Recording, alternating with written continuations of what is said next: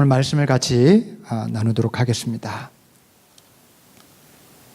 우리 지난 시간에 우리는 예수님께서 성전 뜰 안뜰에서 소와 양과 비둘기 파는 사람들, 그리고 돈 바꿔주는 사람들의 상을 뒤엎어버린 그런 좀 충격적인 사건을 살펴보았죠. 지난주는 땡스기빙이고 그 전주였죠. 그때 예수님은 뭐라고 말씀하셨냐면, 그렇게 뒤엎으시면서 이것을 다 걷어치워라, 내 아버지 집을 장사하는 집으로 만들지 말아라, 이렇게 소리를 지르셨죠. 그러자 유대 사람들이, 아니 당신이 무슨 자격으로 이런 짓을 저지릅니까? 이렇게 따졌죠. 당연히 그럴 만도 하죠. 성전 앞에서, 성전 안뜰은요 사실은 이미 성전이에요. 성전 바깥뜰과 안뜰의 구분이 있거든요. 안뜰은 거룩한 곳입니다. 이 사람들이 거룩한 곳에 와서 그런 짓을 저지르려면, 그런 행동을 하려면 어떤 자격이나 권위가 있어야 되는데, 이렇게 하니까 그 사람들이 이렇게 따졌던 거죠. 근데 사실 안뜰에서 돈 거래를 하고 물건을 사고 팔고 돈 바꿔주고 한다는 것 자체가 사실은 상식적으로 좀 이미 선을 넘었던 거죠. 먼저 본인들이 선을 넘었던 건데, 아무튼 그렇게 상을 뒤엎고 막 난리를 치니까 무슨 자격으로 이런 짓을 저지르느냐, 당신이 이럴 자격이 있느냐, 있다면 한번 표징을 보여줘봐라. 이 말은 무슨 얘기냐면 그 증거를 대라는 겁니다. 그때 예수님이 이렇게 말씀하셨습니다. 이 성전을 한번 허물어봐라. 허물어봐라. 내가 사흘 만에 다시 짓겠다. 기가 차서, 이 말을 들었던 유대인들이 기가 차서 말합니다. 아니, 이 성전을 짓는데 46년이나 걸렸는데 이걸 당신이 사흘 만에 다시 짓겠다고? 당신 미쳤구나. 이렇게 반응을 했겠죠. 그런데 요한복음은 이 지점에서 설명을 덧붙입니다. 예수님께서 성전이라고 하신 것은, 사흘 만에 다시 짓겠다고 하신 그 성전은 자기 몸을 두고 하신 말씀이었다는 겁니다. 또 제자들은 이 말씀을 예수님께서 나중에 죽으시고 사흘 만에 다시 살아난 뒤에야 무슨 뜻인지 깨닫게 되었다, 그렇게 덧붙이고 있습니다.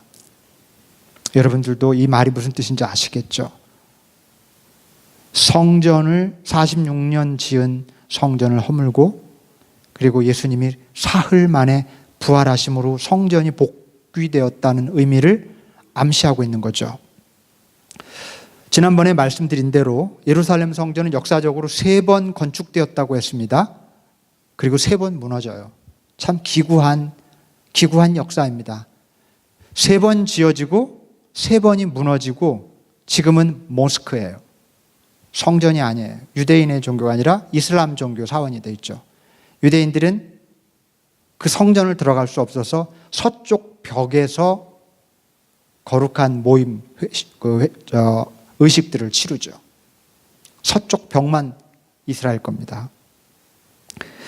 첫 번째 지어졌던 게 기원전 900년경 솔로몬에 의해서 지어졌다고 그랬고요. 두 번째는 바벨론에 의해서 멸망당한 후에 다시 해방돼서 돌아온 다음에 약 기원전 400년경, 500년이 흐르고 나서 다시 성전을 지었다고 했습니다. 에스라와 느헤미야 총독에 의해서 지어지죠. 그 다음에 세 번째 다시 지은 거는 주전과 주후가 교차되던, 그러니까 기원 0년이라고 할까요? 예수님이 태어난 그 무렵을 0년으로 시작해서 기원 후가 시작되잖아요. 주후라고 하죠. 그 로마 제국 시절이에요. 그 시절에 헬라 제국이 파괴했던 성전을 유다 민족의 고유의 그 왕이었던 헤롯 대왕이 정치적인 목적으로 다시 유대 성전을 건축했다고 말씀을 드렸어요. 그때 말씀드린 대로 헤롯 대왕은 로마 제국의 신임을 얻어서 유다의 왕이 되긴 했지만 유대 백성들로부터 신뢰를 얻지 못했다고 그랬죠.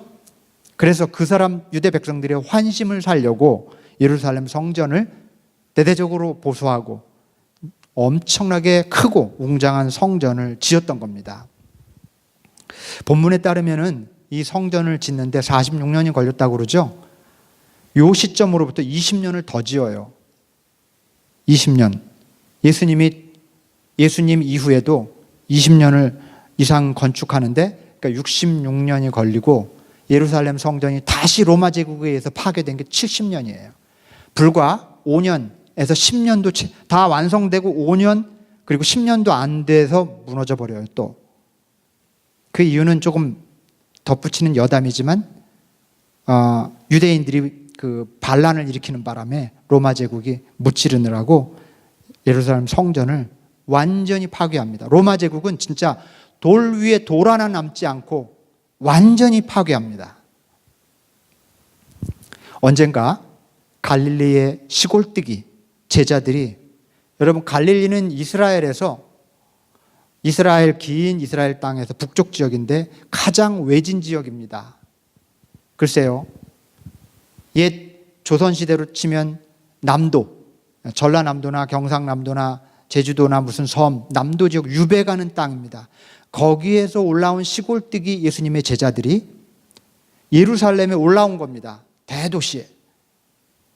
그리고 성전의 거대하고 웅장한 위용에 놀라서 그런 말을 하죠. 주님, 정말 굉장하지 않습니까? 그렇게 경탄했을 때 예수님이 이렇게 말씀하셨습니다. 너희들이 이 굉장한 성전 건물을 보고 있느냐? 내가 진정으로 말한다. 이 성전은 돌 위에 돌 하나 남지 않고 다 무너질 것이다. 예언의 말씀하신 그대로 예루살렘 성전은 예수님이 돌아가시고 약 30년 후에 돌 위에 돌 하나 남지 않고 완전히 파괴되어서 역사 속으로 사라져버리고 맙니다. 이때부터 하나님께 제사 드리는 유일한 공간으로서의 성전 개념이 사라져버립니다. 여러분, 한번 생각해 보죠. 성전은 뭐 하는 곳입니까? 성전은 뭐 하는 곳입니까? 하나님께 제사를 드리는 곳이었습니다. 레위기가 제사에 관한 가장 자세한 설명이 있는 책인데요. 레위기를 보면 제사의 본질은 하나님과의 관계로 회복하는 거예요. 그리고 하나님하고 다시 연결되는 겁니다. 그게 제사였습니다. 그 제사를 드리기 위해서 모이는 곳이 성전이었어요. 백성들은 그래서 성전에서 제사를 드림으로 하나님과의 관계를 회복하고 다시 연결됐던 겁니다. 성전은 그런 곳이었어요. 그러나 그 성전이 파괴되어 버렸습니다. 자, 그렇다면 이제 앞으로 어디서 이런 일들을 할 수가 있을까요? 우리는 예수님의 말씀에서 그 대답을 찾을 수 있습니다. 예수님이 이렇게 말씀하셨습니다. 이 성전을 허물면 내가 사흘 만에 다시 짓겠다. 이게 무슨 뜻일까요? 유대인들은 이 말을 그때 당시에 고지고대로 들었어요. 문자 그대로. 그 문자 그대로 들으니까 기가 막힌 거죠. 46년 동안 지은 성전을 3일 만에 다시 짓겠다고 하다니. 성전은 쉽게 무너뜨릴 수도 없거니와 아무리 재주가 뛰어나도 사흘 만에 도저히 질 수가 없죠. 이 말씀이 은유라는 사실을 알 수가 있습니다. 자, 그렇다면 어떤 은유일까요? 예수님이 다시 세우시겠다는 성전은 무엇을 말하는 것일까요? 이것이 오늘 메시지, 오늘 말씀을 위한 질문입니다. 핵심 질문이에요. 예수님이 다시 세우시겠다는 성전은 무엇을 말하는 것일까? 자, 우선 예수님이 세우시려는 성전은 눈에 보이는 건축물이 아니라는 사실이 분명합니다. 자, 그런데 오늘날 많은 기독교인들이 교회 건물을 성전이라고 생각하는 경향이 있어요. 여러분, 분명히 말씀드리지만 교회 이 빌딩은 성전이 아닙니다. 그래서 흔히 교회에서 우리가 흔히 말하듯이 교회 건축을 성전 건축이라고 많이들 말하는데 목사님들이 주로 그렇게 말씀을 많이 하세요. 그런데 그렇게 말해서는 안 됩니다. 교회 건축을 성전 건축이라고 말하면 안 돼요.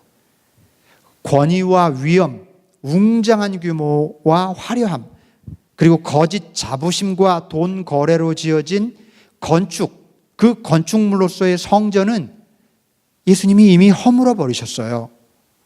그런데 왜 오늘의 기독교는 다시 그런 식의 성전 개념을 복귀하려고 하는지 모르겠습니다. 왜 예수님이 정말 다시 세우려고 하는 성전에는 관심이 없고, 그렇게 예수님이 헐어버린 그런 형식의 성전에 그토록 많은 돈과 시간과 에너지를 쏟는지 알 수가 없다는 것입니다. 여러분, 예수님이 세우신 성전은 무엇입니까? 본문 21절은 예수께서 성전이라고 하신 것은 자기 몸을 두고 하신 말씀이었다라고 설명을 했다고 그랬죠. 예수님이 죽으신 지 사흘 만에 다시 살아나셨습니다. 이 부활하신 예수님의 몸이 사흘 만에 지어진 새로운 성전이라는 뜻인데요. 그것은 단지 예수님이라고 하는 Jesus Christ, 나자렛 예수라고 하는 분이 성전이라는 뜻에 한정되는 것이 아닙니다. 성전은 더 이상 건축물이 아니고 몸으로 직접 보여주신 예수님의 복음의 정신, 예수님의 삶의 방식인 것입니다. 그래서 여러분, 최초의 기독교인들, 예수님을 따르던 최초의 제자들과 그 첫 기독교인들은 건물을 성전으로 여기지 않았습니다. 그리고 하나님과 함께 사는 사람, 그리고 그 사람의 몸, 그 사람의 마음, 그 사람의 영혼, 그 사람의 삶을 성전이라고 여겼어요. 이게 예수님의 정신입니다. 자, 이것은 예수님의 복음을 가장 잘 풀어 설명했던 사도 바울에 의해서 더 분명해져요. 오늘 두 번째 읽은 본문이죠. 고린도전서 3장 16절. 그 본문에 나타납니다. 이 본문의 배경이 되는 고린도 교회는요, 아주 번창하는 교회였습니다. 오늘 말로 엄청나게 부흥하는 교회입니다. 많은 사람들이 모였고요. 경제적으로도 굉장히 넉넉했습니다. 그런데 다 부럽지 않은데, 남부럽지 않은데 문제는 교인들이 네 그룹으로 갈라졌어요. 자그마치 네 그룹으로 갈라졌어요. 서로 막 갈라져서 시기하고 미워하고 비난하고 싸웠습니다. 마치 교회 다니지 않는 사람들처럼, 예수 믿지 않는 사람들과 같은 그런 사람들의 삶의 방식대로 그렇게 살고 있었어요. 서로 상대방의 말에 귀 기울이지 않고 오직 자기들이 옳다고 믿는 방식을 따라서만 교회를 세워가려고 했어요. 그런 그들을 향해서 바울이 이렇게 말합니다. 여러분은 하나님의 성전이며 하나님의 성령이 여러분 안에 거하신다는 것을 알지 못합니까? 누구든지 하나님의 성전을 파괴하면 하나님께서 그 사람을 멸하실 것입니다. 하나님의 성전은 거룩합니다. 여러분은 하나님의 성전입니다. 자, 이 마지막 줄을 같이 한번 따라 합시다. 여러분은 하나님의 성전입니다. 누가요? 우리가. 바울은 예수님에 의해서 새롭게 지어진 성전의 의미를 누구보다 잘 알고 있었습니다. 하나님의 영이 거하는 한 사람 한 사람이 성전이기 때문에 서로 비난하고 헐뜯고 미워하는 것은 결국 하나님의 성전을 파괴하는 것과 같은 것입니다. 그렇죠? 그러니까 바울이 그런 말을 했던 겁니다. 네 파로 갈라져서 싸우는 그들을 향해서 왜 성전을 파괴하느냐, 그렇게 말한 거죠. 하나님의 성전은 더 이상 건물이 아니고 같은 의견을 가진 사람들끼리, 같은 분위기와 성향을 가진 사람들끼리 모이는 그런 조직도 아닙니다. 하나님의 영이 거하는 한 사람 한 사람이 하나님의 성전이라는 것이죠. 그러므로 성전은 바깥 어디에다가 짓는 것이 아닌 우리 안에 짓는 것입니다. 우리 안에 짓는 것. 몸된 성전, 우리가 기도할 때 몸된 교회 이런 말 하지 않아요? 근데 이 말이 좀 자주 오해가 되는데, 이 말을 마치 내 몸처럼 귀한 성전 혹은 내 몸처럼 귀한 교회라는 뜻으로들 사용하는데, 그게 아니라 우리 몸과 우리 존재가 성전이요 교회라는 뜻입니다. 몸된 교회, 내가 교회라는 거예요. 그렇다면 예수님께서 말씀하시고 바울이 분명하게 설명해 준 그 성전, 참된 성전을 우리 안에 어떻게 지을 수 있을까요? 어떻게 우리는 저마다 정말 몸된 교회가 될 수 있을까요? 다시 우리는 예수님의 말씀에서 그 그 해답을 찾아야겠죠. 이 성전을 허물어라. 그러면 내가 다시 사흘 만에 세우겠다. 여러분, 오늘은 이 말씀을 좀 마음에 새겼으면 좋겠습니다. 유대인들이 기가 차서 들었던 이 말씀. 이 성전을 허물어라. 그러면 내가 사흘 만에 다시 세우겠다. 여기에 해답이 있어요. 이 말씀 속에 우리가 어떻게 우리 안에 다시 성전을 지을 수 있는지 그 해답이 있어요. 우선 첫 번째가 뭡니까? 성전을 허무는 거예요. 성전을 허물어야 됩니다. 제일 먼저 할 일입니다. 자, 우리에게 옛 성전이 뭘까요? 허물어야 할 옛 성전. 여러분, 유대인들이 하나님을 몰랐습니까? 모르지 않았습니다. 유대인들이 신앙생활이 불성실했습니까? 대단히 성실했습니다. 굉장히 열심히였고요. 하나님을 잘 알았습니다. 제물을 열심히 드리고 율법을 지키고 굉장히 헌신적으로 신앙생활을 했습니다. 그러나 그들은 성전 중심의 옛 신앙을 가지고 있었습니다. 무너져야 할 옛 신앙. 성전 중심의 옛 신앙의 결정적인 문제점은 뭐냐 하면 열심은 있는데 하나님이 빠져 있어요. 하나님을 놓친 채 신앙 행위에 몰두하는 겁니다.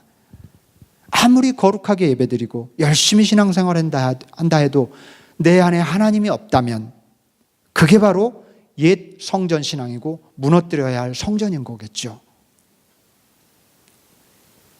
옛날에 제가 그 중고등학생 시절에 다니던 교회 목사님과 어른들은요, 교회 건물을 성전처럼 다뤄야 된다고 굉장히 강조하셨어요.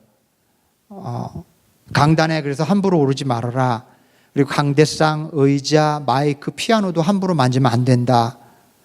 지금 생각해 보면 그게 이제 중고등 학생들이 막 개구지니까 이렇게 막 파괴하고 막 고장 내트릴까 봐 걱정하셔서 하신 말씀이기도 했거니와, 근데 실제로 어른들이 그렇게 믿어서 이런 데 함부로 막 못 올라가게 했어요. 지금도 사실 여러분도 여기 올라오는 게 약간 좀 부담스러워하는 게 여러 사람 앞에서라기도 하지만 좀 왠지 거룩한 그런 곳 스팟 같은 느낌이 좀 들잖아요. 이런 데도. 예. 사실 참 조심스러운 점이 있고요. 그런 건 나쁜 태도는 아니라고 생각해요. 그 자체는. 예배당을 거룩하고 질서 있게 유지하는 것은 의미 있습니다.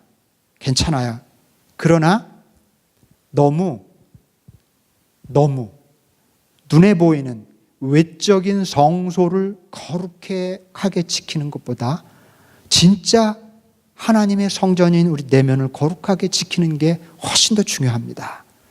여기를 거룩하게 여겨서 함부로 못 올라갈 줄 안다면 내 마음의 거룩한 곳이 더럽혀지지 않도록 노력하는 성의가 우선 좀 더 우선되어야 한다는 뜻이에요. 내 마음과 내 몸은 마음껏 세상에서 더럽히면서도 이런 곳은 함부로 올라가지 못한다면 그게 바로 옛 성전 중심의 신앙이죠. 아마 여러분 무슨 뜻인지 잘 아실 것입니다. 허울만 남은 옛 성전 형식적인 신앙생활의 습관, 하나님이 없고 신앙적인 습관으로 하는 신앙생활, 그게 옛 성전들입니다. 허물어뜨려야 돼. 또 이런 것도 옛 성전이라고 할 수 있어요. 성전은 유대인들이 가장 중요한 거였어요. 1년에 아무리 바빠도 3번은 꼭 참석했습니다. 그만큼 중요한 거예요.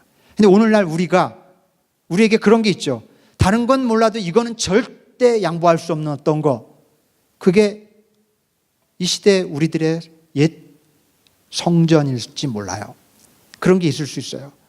교회보다도 하나님보다도 더 중요한 것, 신앙보다도 더 앞서는 어떤 것, 그게 돈이 될 수도 있겠고 명예가 될 수도 있겠고 또 뭐 기타 등등이겠죠. 우리 저마다 그런 게 있을 겁니다. 가장 정말 중요한 것이 하나님이 아닌 다른 어떤 것이라면 어쩌면 그것은 허물어뜨려야 될 우리의 또 다른 성전 신앙일지도 모르겠습니다. 자, 이 성전을 허물어라. 그러면 내가 사흘 만에 다시 세우겠다.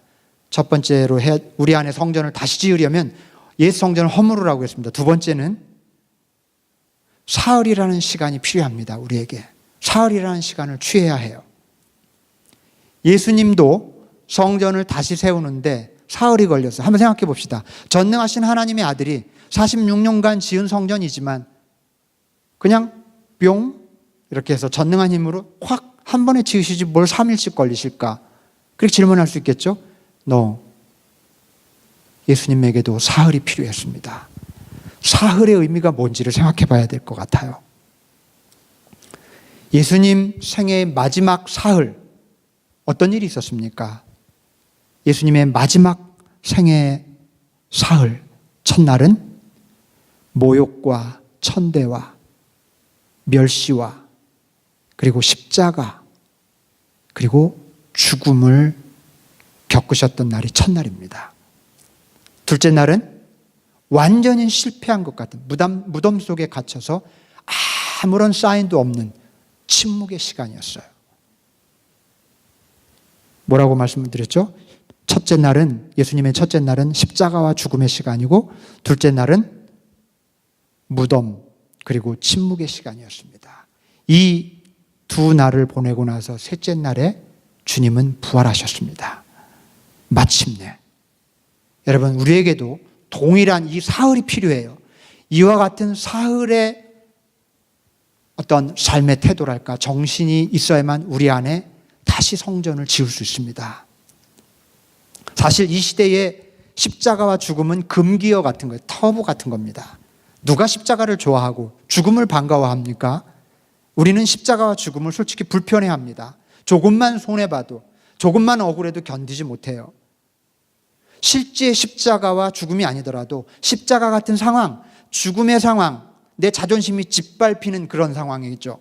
그런 상황만, 비슷한 상황만 해도 우리는 견뎌내지 못하고 거기서 빠져나오려고 합니다. 이 하루를 못 견뎌요. 여러분, 그렇지만 우리 안에 진정으로 성전을 지으려면, 하나님과의 관계를 정말 회복하고 다시 하나님과 연결되려면 나라고 하는 자아의 죽음이 없이는 가능하지 않습니다. 나를 잃지 않고 하나님을 얻는 방법은 없습니다. 나를 잃지 않고 하나님을 얻는 방법은 없습니다. 내가 살아있는 한 하나님은 결코 살아나지 않습니다. 내 안에서. 참 어려운 과제지만 이 묵상을 포기할 수 없습니다. 그리고 우리는 좀 더 침묵할 수 알아야 합니다. 침묵할 줄 알아야 돼요. 침묵하는 법을 배워야 됩니다. 세상에는 내 힘과 의지로 풀어갈 수 없는 문제들이 참 많죠. 특히 내면의 오랜 상처나 무의식의 문제, 영적인 어려움 같은 문제들은 내 의지로 거의 풀 수가 없어요. 정말 일평생을 귀하게 인격적으로 살아왔는데도 인생 말년에 저 깊은 곳에 있는 상처가 컨트롤되지 않아서 인생을 통째로 70년, 80년을 살아온 인생을 모욕된 채로 모욕받는 그런 형태로 생을 마감하는 분들도 많아요. 왜 그렇습니까? 내 의지로 컨트롤할 수 없는 우리 내면에 그런 문제들이 있기 때문에 그래요. 그럴 때 여러분, 우리 안에 이런 내면의 상처나 깊은 문제들은 내가 해결하려고 발버둥 치기보다는 침묵 속에서 잠잠히 기다릴 필요가 있습니다. 여러분, 이 침묵은 무덤처럼 답답하고 무력한 시간처럼 보이지요. 그러나 침묵은 결코 무력하지 않습니다. 왜냐하면 침묵은 여러분, 내가 죽고 하나님이 활동하는 시간이기 때문입니다. 왜 그토록 침묵이 중요하냐? 침묵 속에서 내 자아는 가장 무력해지고 하나님의 자아는 가장 활발해지기 때문에 그래요. 기도, 침묵 기도, 제가 그것을 그렇게 강조하는 까닭은 침묵 속에서 내 자아를 내려놓을 때 하나님이 나를 사로잡을 수 있기 때문에. 예수님의 부활은 완전한 죽음과 무덤 속의 깊은 침묵 속에서 가능했다는 사실을 기억합시다. 그래서 우리는 자주 이와 같은 침묵을 경험해야 합니다. 마지막으로 우리 안에 성전을 다시 짓기 위해서는 하나님의 영이 거하시는 우리 자신이 성전이라는 사실을 날마다 기억하고 내 안에 성전을 다시 건축해야 됩니다. 여러분, 예루살렘 성전은 총 66년이 걸렸다고 그랬죠? 그렇지만 우리는 어쩌면 일평생 생을 다 바쳐서 건축해야 되는 일일지도 몰라요. 완성됨이 없이. 그러나 끊임없이 생을 다하도록 성소를 짓는 겁니다. 여러분, 우리는 틀림없이 하나님의 성전이지만 수시로 우리 자신이 스스로 이 성전을 더럽히지 않습니까? 성전이 되었다가 또다시 죄의 소굴이 되기도 하는 것이 우리 몸입니다. 그렇기 때문에 우리는 허물고 또 짓고 또 허물고 또 새롭게 짓기를 우리 생이 다하도록 거듭해야 되는 것입니다. 여러분, 우리 자신이 성전임을 끊임없이 기억하면서 우리 안에 성전을 짓는 제일 좋은 길은 또다시 강조하지만 기도와 묵상입니다. 기도와 묵상. 구루터기 모임을 통해서 제가 계속 하려고 하는 거, 지금 이제 방학을 했습니다만 아직 푸른 모임은 한 번 더 남았습니다. 마지막 모임을 하지 못했는데 12월 1월 방학이지만 우리 각자의 삶 속에서 기도와 묵상을 게을리해서는 안 되겠습니다. 기도와 묵상. 여러분, 침묵 속에서 하나님을 의식하며 깊은 기도를 하다 보면 하나님의 영이 우리 내면을 채우고 어느새 우리는 하나님으로 채워진 성전이 되죠. 그리고 말씀을 묵상하면서 하나님의 음성에 귀 기울이다 보면 내 삶에서 진짜 허물어뜨려야 될 것이 무엇인지를 알게 돼요. 그리고 다시 세워나가야 될 방향을 깨닫게 됩니다. 내 몸, 내 삶, 내 꿈이, 내 모든 것이 하나님의 성전이 되는 거죠. 여러분, 다시 강조하지만 기도하고 묵상하는 삶을 포기하지 마시기 바랍니다.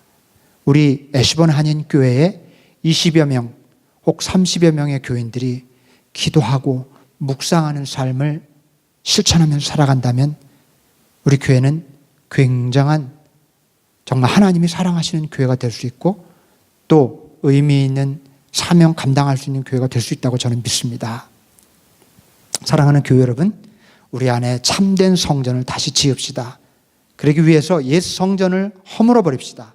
하나님 없는 예배, 봉사, 헌신, 하나님을 놓쳐버린 형식적인 신앙생활, 이거 다 허물어 버립시다. 그리고 사흘이라는 시간을 취합시다. 십자가와 죽음, 무덤과 침묵의 시간 속에 기꺼이 나를 내려놓고 하나님께 삶의 주도권을 내어드립시다. 그리고 깊이 기도하며 말씀을 묵상하며 우리 내면을 하나님의 영으로 채우고 하나님과 다시 연결되어 살아갑시다. 이렇게 날마다 자신 안에 새로운 성전을 짓는 여러분 위해 하나님의 은총이 함께 하시기를 기원합니다. 아멘. 기도하겠습니다.